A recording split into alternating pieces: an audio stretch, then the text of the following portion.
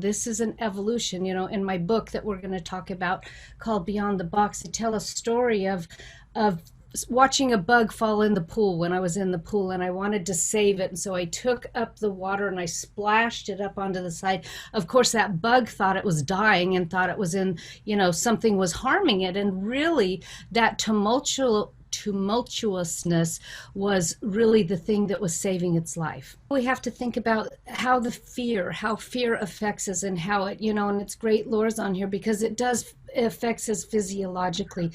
But if we can begin to identify that is a fear and then replace it with a truth, I really work with my clients on finding, I call them remedy thoughts, that are truth thoughts that replace the fear thoughts, because you can't have the same thought in the same place. The divine has not changed.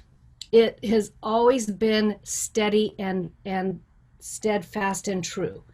And it's the same law that was in existence before the pandemic started, and it will remain no matter what the outcome is. We've had losses. My friends have lost their home in the Santa Rosa fires here, and we get a choice. Each one of us get a choice how we respond to that.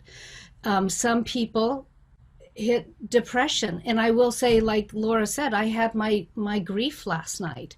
I fell into the sadness of what my friends are going through. And when we lose a loved one, especially when it seems like to this thing, the coronavirus, that it's like, oh no, that got them. And I really challenge people when I tell them this, but do you know the divine is at the center of this virus as well? And the divine is at the center of the loss of our loved ones. We as humans, we fear death, but really there is, eternal life. And this is what I do with everything. It's like I find junk on the road. It's like, oh, what can I make this into something of beauty?